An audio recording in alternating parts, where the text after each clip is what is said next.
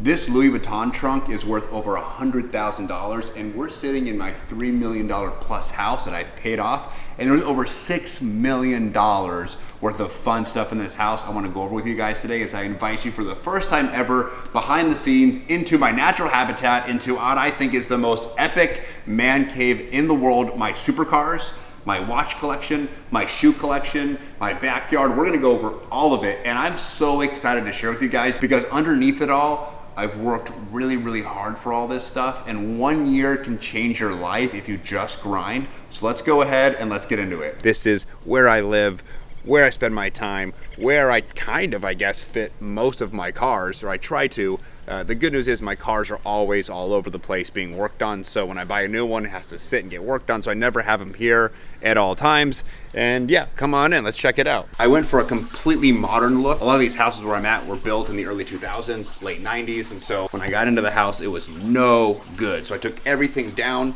to the stud. I painted it white. I wanted a modern look, so I went for that black and white, super minimalist kind of look. I think I have the coolest house in the block, I'm not gonna lie. And I waited about a year to find this specific house. Maybe not this house specifically, but I really wanted a house that was on the golf course, end of the block. Don't mind all the packages. I think I shop on Amazon way too much. All the flooring, all the paint, everything I did. I hate this thing. Everything I did, I picked out myself because I wanted my house to be a specific way and I wanted to stay here for a long time. I bought my first house in 2019 and I bought it for $1 million. I bought it in a development that was half developed, a couple exits from here. I had a really good feeling those houses would appreciate in value. And so within 30 years, I sold that house for 1.5 million. I rented and ended up buying this house and paying it off, which is honestly the American dream. I don't have to worry about anything. I work mainly for fun now. Yeah, it's a great spot. Everything was totally redone. There's nothing that I didn't touch inside this house. I'm guessing if you found my channel, you're probably into supercars or business or entrepreneurism. So let's go ahead and start with the supercars. I don't have all my supercars here, but I have some pretty cool cars to show you, and I have a fully custom garage that I built, so let's go check it out. I think it's pretty cool. My cars feel super special. I don't have that weird concrete on the floor. We got things like the Saint Laurent bike, we got Louis Vuitton, Saint Laurent, skateboards, we got all the different supercar signs in here. It's a pretty cool man cave, but I kind of think my whole house is man cave-y. Let me know down below, is my house just completely a man cave? I think it is. First up, we have my GT3 RS 992 2023. Full carbon, tuned, straight piped with headers, wheels, everything. One of the best cars to drive, valued at about $400,000. I love this thing. It is, when they say the driver's car, it is 100% a driver's car. Usually what's parked right here is my Aventador SVJ. It's currently being tuned with map switch, first in the world, but we lowered it, we put wheels on it, we tuned it, we straight piped it. It looks just elegant, white on white. I love it. It's usually here. I should have it back tomorrow. And one of my favorite cars to drive is this 1967 Shelby Mustang. I don't care who you are. I don't care if you're old. I don't care if you're young. I don't care if you're from America. I don't care any of your background. If I drive this car, people will honk at me just so I see them, so they can give me a thumbs up. If I go to the gas station, I get surrounded. This is probably one of the most iconic American cars that exists. I absolutely love it. I had to put like 70 grand into it to get it running. I have a 1966 Bronco, also Go America, that is currently getting a Coyote engine. So once that's done in the next week or two, this car will be leaving to get its Coyote, and that car will be coming back. We're also missing my Temerario, the brand new 2026 Lamborghini Temerario. We wrapped it, we put wheels on it, it's being tuned. We have straight pipe. I have no room. I think it can fit right here. I don't really know. But you know what we say? That's a tomorrow problem, not a today problem. And then out here where we began, I have my 4x4 G63. Love this car, one of the most comfortable driving G-Wagons out there. Of course, they had a stop sale order. They had a lemon law, a bunch of problems. This one has no problems. And they were selling for like 400 grand. I got it for like 200 grand. And my favorite daily, you guys have heard me say this, or maybe you haven't, my favorite daily is my Raptor R. It has a Whipple supercharger in it. It's tuned, it has a bunch of upgrades, a bunch of carbon. There's big ass wheels. It's great. I love it. We're missing my M4 competition, which is somewhere that has carbon it's waiting on. That's a couple $1 million in cars, just hanging out. And I've made money on most of them, which is really cool. And that's something that I didn't realize a year ago. I bought a Revolto, lost money, bought an SF90, lost money. What do these cars have in common? They're all hybrids, right? They have hybrid technology. They're having issues. And so I've been going backwards in time to get cars I like, to build them, to have fun, and make money while I drive them. I'm not afraid to say that I failed. I'm not afraid to say that I lost money, but that's just kind of sometimes what you have to do. You don't have to do it, but in my experience, I have such a thick skull that I kind of like to bang my head on the wall and figure it out as I go along. It's like this. Entrepreneurship business is like falling off a cliff and building the jet while you're in the air. And that's kind of what I do. So I've had to lose money to make my millions. You know, I'll lose 100 grand to make a million. I think anybody would any day, right? Have you ever seen $1 million of watches in one place? Well, I'm gonna go grab them for you. I'm gonna show you each watch, and I'm gonna quickly go over why I bought it and how much money it has appreciated since I bought it. To start, I have the Patek Aquanaut on. It is a fan favorite of mine, mainly because I've traveled all over the world. Europe, Asia, South America, you name it, and not a lot of people know what this watch is or what it's worth. I can literally put it in a stranger's hand. I mean, I wouldn't do that, but I have met friends before and I put it in their hand and they think it's worth $5,000. So I bought this watch, for example, for $51,000 a couple of years ago, and is currently trading over $80,000. That's why I like to look at things, whether it be real estate, business, cars, watches, shoes. Is not so much shoes. Shoes are harder, which we'll get into in a second, but how can I make money on these things and enjoy them? And it just so happens that I do like rare stuff and nice stuff, so if I can align the two, we're all making money, we're all, you know, not worried about it, we're having a good time. Here it is, over $1 million in watches. An unfortunate incident happened a couple years ago. I actually got robbed, you know, armed burglary. They came in and took like 13 watches. Luckily I was insured, so I've been rebuilding my collection, and I started with my favorites first. And so you guys already saw my Aquanaut. We have the Richard Mille, which I repurchased for $400,000, and it's now selling at $450 plus. We have the Platinum Day Date, valued at about 100 grand. I repurchased it about 85 grand.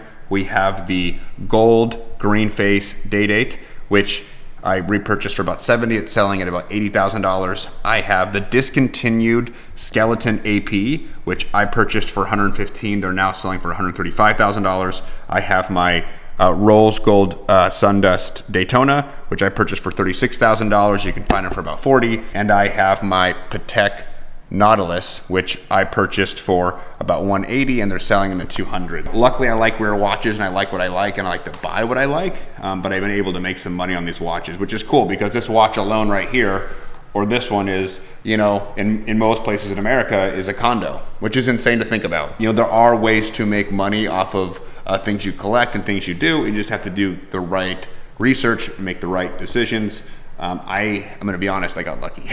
I got super lucky with my purchases because I just happened to like the more rarer watches. If my Supercars wasn't bad enough and my watches weren't bad enough and my house isn't crazy enough, we have to talk about my shoes. Now, most people would say that I have a shoe problem. I would say that I have a shoe collection, and I haven't really valued it, but when we go in there, it's actually in 2 rooms. I have 1 room which is supposed to be a guest room, which I'll show you in just a moment. I also have my closet.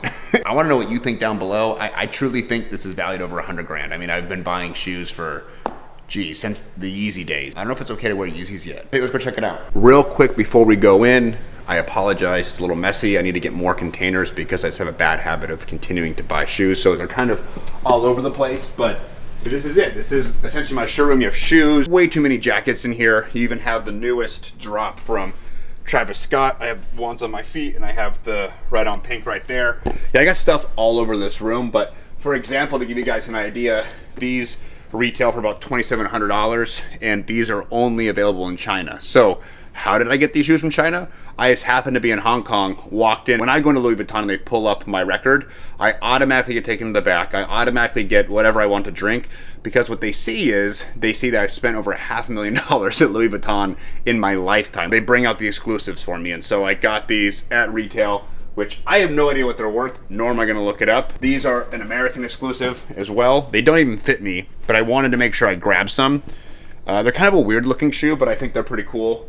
I have a lot of Louis Vuitton. I have, you know, the new Dior drop. We'll get into like the streetwear in just a second, but you know, the new Amiris. I have reps at all these places, and so I get pictures and like I get to buy these things. And I've made some mistakes. Like, I don't think I'll ever wear these Burberry shoes ever again. Maybe I will, I don't know. But they're just sitting. These were exclusive as well. I just picked these up. These are Louis Vuitton.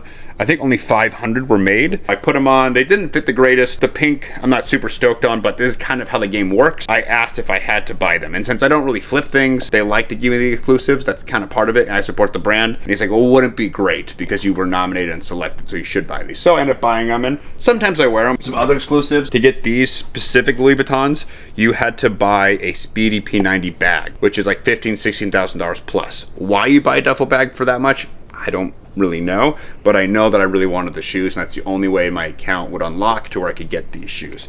These were about $2,700 a pair. I bought these in Italy, so I haven't seen anybody else with these on their feet. Very colorful, very different, very cool. You know, I even have some of the Balenciaga sock shoes from back in the day that I tore up. You know, I have your off-white.